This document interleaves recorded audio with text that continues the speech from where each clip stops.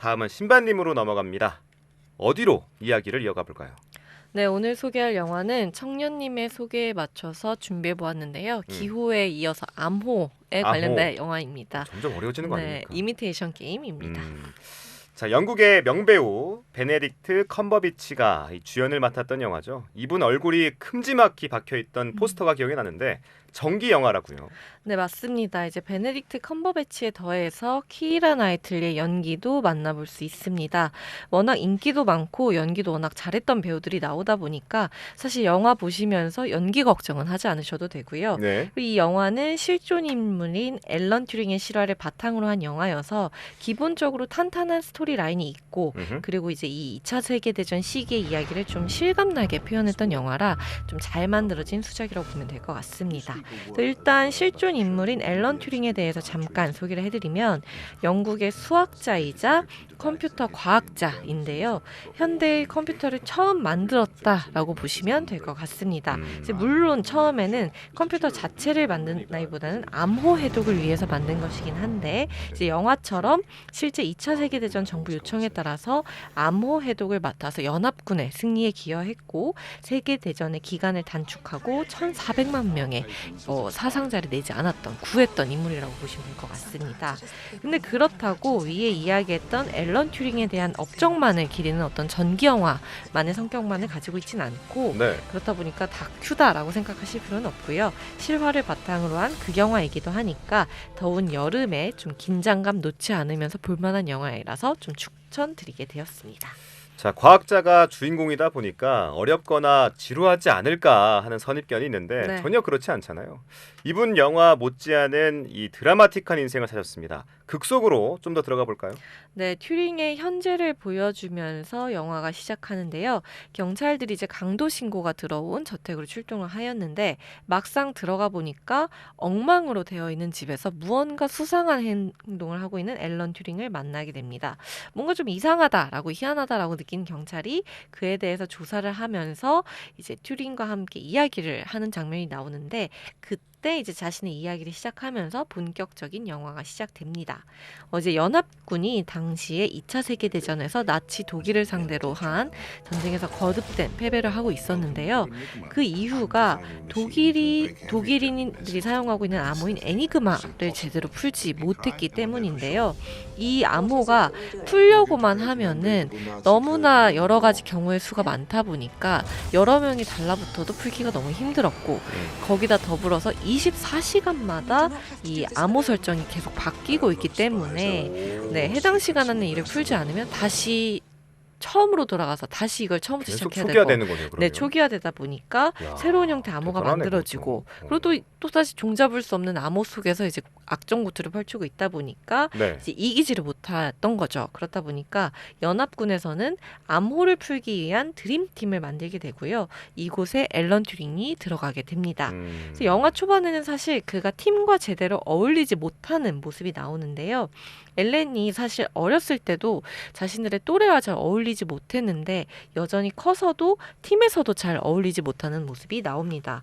그렇다 보니까 좀 혼자 동떨어져서 암호 해독에만 골똘히 집중하는 인물로 나오는데 그렇다 보니 팀이나 팀장과도 좋지 못한 관계를 계속 이어나가고 그렇다 보니 또 혼자 외롭게 암호를 풀어나가는 모습이 나옵니다. 네, 24시간마다 바뀌는 암호라 나치 독일도 어떤 면에선 참 대단한 것 같아요. 네.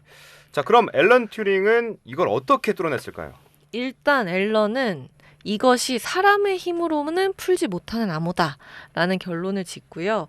이제 암호 복호화에 필요한 기계를 고민하며 설계하기 시작합니다. 근데 또 이런 모습을 보니까 팀장과 팀원과 사이가 좋지 않았다고 했잖아요.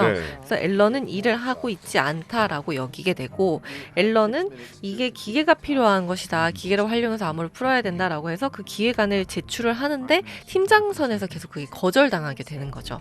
그렇다 보니까 이제 앨런이 이걸 풀려면 어떻게 해야 되냐 했더니 이제 그의 상관이 이제 나의 상관은 처칠이다. 여기는 군대이기 때문에 이제 상관의 말을 들어야 된다라고 이야기를 하거든요. 근데 또 앨런이 또 난 사람이다 보니 처칠에게 바로 편지를 씁니다. 그래가지고 자신이 팀장의 역할을 깨차게 되고 이제 지금까지 자신의 업무를 방해했던 팀장들과 팀원들을 자르는 모습이 나오고요. 그리고 이제 팀장이 오르자마자 이제 어쨌든 필요 없다고 생각하는 사람들이 자르고 조금 더 이 능력 있는 팀원들을 뽑기 위해서 신문에 십자말풀이 광고를 내게 하는데요. 이 십자말풀이가 워낙 어려워서 천재였던 앨런도 8분 만에 풀었기 때문에 8분의 제한 시간을 둡니다. 근데 이곳에서 클라크라는 사람이 채용되게 되는데 그는 이 십자말풀이를 5분 안에 풀었던 인물로 해서 이 팀에 결합을 하게 되는데 사실 이 클라크가 여성이에요. 그렇다 보니까 결합도 쉽지 않았고 했지만 앨런은 일단 그의 능력만을 높이 사서 그를 이제 팀에 끌어들이고 그리고 유능한 클라크는 팀에도 어떤 안정화를 기여하는 데 역할을 하게 되고 그렇다 보니까 앨런도 점차 팀과 어울리게 되고 맡은 바 책임을 다하게 되니 뭔가 팀과의 관계도 점차 발전하는 모습이 보이기는 하는데요. 다만 문제는 이 암호를 푸는 것에 대해서는 성과가 없다는 것. 그렇다 보니까 이제 다시 상사가 들어와서 더 이상 이 팀에서 성과를 보이지 않으면 이 팀도 없애겠다라고 이야기를 하고 단 한 달간의 시간을 주면서 영화의 긴장도가 점차 높아지게 됩니다. 드림팀을 모아서 쉽게 암호를 풀어냈다. 이러면 네. 너무 싱거웠겠죠. 천재들도 쉽사리 풀어내지 못한 난공불락의 수수께끼. 암호 해독에만 몰입해도 쉽지 않은 상황인데 주변 여건마저 아주 안 좋게 돌아간 거네요. 맞습니다. 팀이 점차 안정화가 되어 가지만 이제 정작 성과를 내지 못하니까 한 달의 시간으로 점점 이제 긴장감에 몰입되게 되고 아까 말씀드렸던 팀에서 큰 힘을 내었던 클라크도 여성이라는 이유 때문에 이제 홀로 타지에서 지내고 결혼하지 않고 일만 하는 딸을 보면서 이제 부모님이 결혼해라 아니면 고향으로 돌아와라라고 이제 종용하게 되다 보니까 이제 앨런이 총체적 난국에 빠지게 되는 거죠. 중요한 역할을 하는 클라크도 이렇게 생겼고 한 달이라는 시간 내에 풀지도 못하게 생겼고 그래서 일단 하나하나 조금 빠르게 처리를 하는데 일단 클라크의 일을 처리하기 위해서 그녀의 부모님이 안심할 수 있도록 그녀에게 청혼하면서 약혼을 하게 되고 그리고 일을 좀 더 안정화시킨 상태에서 일을 하게 되고요. 그리고 이제 암호라는 과제가 남았는데 이것도 일에 전념하던 중에 우연히 동료들과 맥주 한 잔을 하다가 해독에 관한 중요한 힌트를 얻게 되는 장면이 나옵니다. 맥주 한 잔을 하다가? 네. 이를테면 네. 암호 자체가 엄청 무작위처럼 보이더라도 늘 같은 글자가 맨 앞에 있었다는 점을 이제 누가 주요하게 이야기를 하는데요.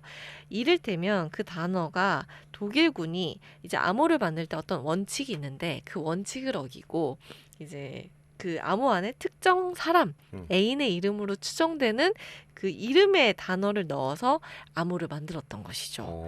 그래서 이제 그 힌트를 바탕으로 다시금 이제 크리스토퍼라고 하는 이 암호 기계를 재정렬하게 되고 그래서 그 방식과 첫 단어의 고정값을 확인해서 암호를 빠른 시간 내에 풀기 시작하는데요. 네. 원래는 이 기계가 하루 넘게 걸리는 기계였는데 이렇게 하니까 단 몇 분 만에 이 암호를 풀어내게 됩니다.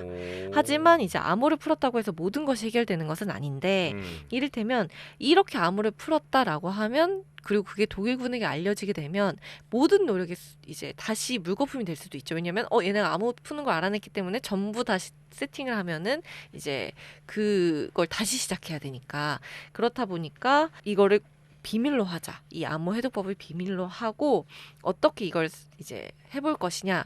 이제 정보부와 이야기를 해보니까 영국 정보부에서는 독일군은 물론이고 영국군, 정부, 연합군 모두 속여서 전쟁 중에서 이제 모든 거를 이제 정보를 다 아는 것처럼 하지 말자. 대신 좀 너무 큰 사상자나 너무 큰 피해가 일어날 것 같은 곳에는 이 정보를 해독해서 그걸 막도록 하고 그리고 판단했을 때 그러면 이제 그게 우연일 수도 있으니까 독일군에서는 약간 긴가민가 하잖아요. 그래서 적당한 것을 보면서 암호를 풀어내서 이 전쟁을 조금 승리로 이끌어보자라는 전략을 세우게 된 우리가 거죠. 안다는 거를 노출시키지 말자라는 네. 전략인 거죠. 그렇죠. 점점 흥미진진해지는데. 맞습니다. 그럼 마지막은 결국에 해피엔딩으로 끝납니까? 사실 그렇게 끝나면 참 즐거운 오락 영화일 텐데 사실 앨런 튜링의 삶을 조금 더 그려나가면서 영화는 마무리를 짓게 됩니다. 예를 들면 좀 굵은 스토리는 아니지만 영화의 시대적 배경들이 좀 관통하는 여러 이야기들이 앨런을 통해서 보여지는데요. 이 부분은 영화에서 한번 확인해 보시면 좋을 것 같고요. 그래서 이미테이션 게임이라는 이 단어 자체가 앨런 튜링이 만든 이른바 튜링 테스트 기계를 뜻하는 말입니다. 그래서 기계의 인공지능에 대해서 그 지능을 두고 인간의 지적 능력이냐 혹은 그 인공지능이냐에 대해서 판가름할 수 있는 그런 질문들을 뜻하는 이야기인데요.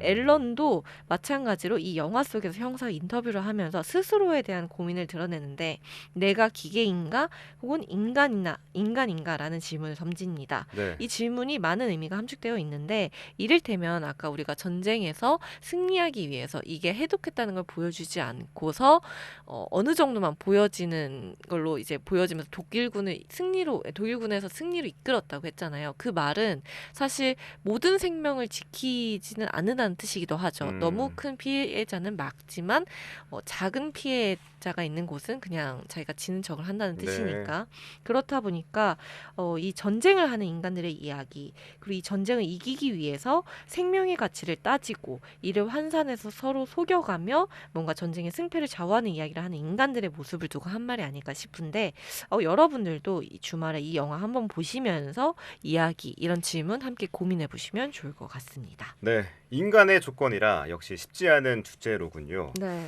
인간과 기계, 껍데기와 실체, 그리고 기호와 해석.